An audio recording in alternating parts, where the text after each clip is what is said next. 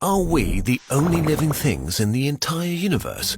The observable universe is about 90 billion light-years in diameter. There are at least 100 billion galaxies, each with 100 to 1,000 billion stars. Recently, we've learned that planets are very common too. And there are probably trillions and trillions of habitable planets in the universe, which means there should be lots of opportunity for life to develop and exist, right? But where is it?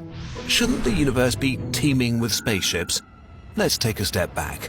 Even if there are alien civilizations in other galaxies, there's no way we'll ever know about them.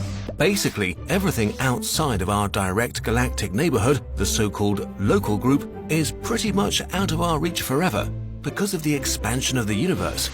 Even if we had really fast spaceships, it would literally take billions of years to reach these places, traveling through the emptiest areas in the universe. So let's focus on the Milky Way. The Milky Way is our home galaxy. It consists of up to 400 billion stars. That's a lot of stars. Counting one per second, it would take you 100 lifetimes to count them all. There are about 20 billion Sun-like stars in the Milky Way, and estimates suggest that a fifth of them have an Earth-sized planet in its habitable zone, the area with conditions that enable life to exist. If only 0.1% of those planets harbored life, there would be 1 million planets with life in the Milky Way.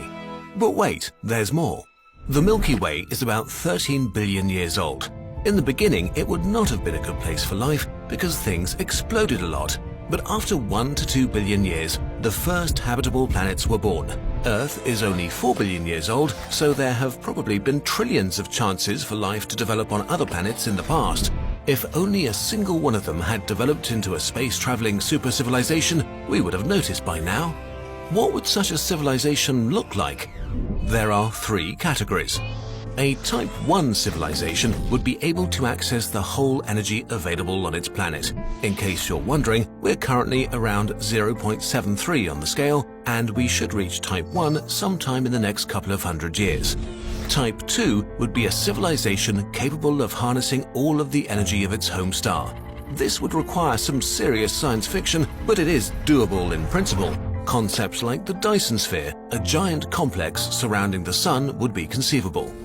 Type 3 is a civilization that basically controls its whole galaxy and its energy. An alien race this advanced would probably be godlike to us. But why should we be able to see such an alien civilization in the first place? If we were to build generation spaceships that could sustain a population for around 1,000 years, we could colonize the whole galaxy in 2 million years. Sounds like a long time, but remember, the Milky Way is huge. So if it takes a couple of million years to colonize the entire galaxy, and there are possibly millions, if not billions of planets that sustain life in the Milky Way, and these other life forms have had considerably more time than we've had, then where are all the aliens? This is the Fermi Paradox, and nobody has an answer to it. But we do have some ideas. Let's talk about filters. A filter in this context represents a barrier that is really hard for life to overcome. They come in various degrees of scary. 1. There are great filters, and we have passed them. Maybe it is way harder for complex life to develop than we think. The process allowing life to begin hasn't yet been completely figured out, and the conditions required may be really complicated.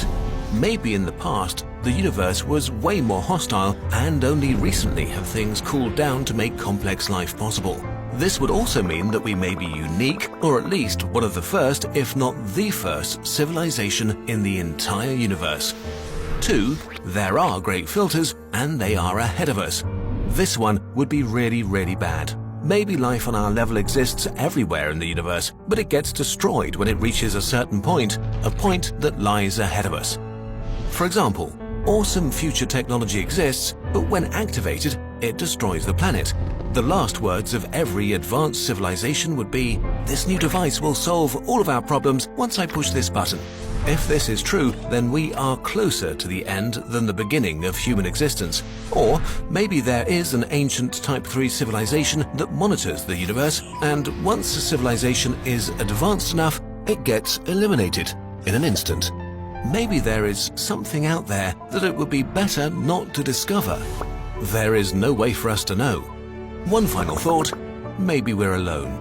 Right now, we have no evidence that there's any life besides us. Nothing. The universe appears to be empty and dead. No one sending us messages, no one answering our calls. We may be completely alone, trapped on a tiny moist mud ball in an eternal universe. Does that thought scare you? If it does, you're having the correct emotional reaction. If we let life on this planet die, perhaps there will be no life left in the universe. Life will be gone, maybe forever. If this is the case, we just have to venture to the stars and become the first Type 3 civilization to keep the delicate flame of life existing and to spread it until the universe breathes its final breath and vanishes into oblivion. The universe is too beautiful not to be experienced by someone.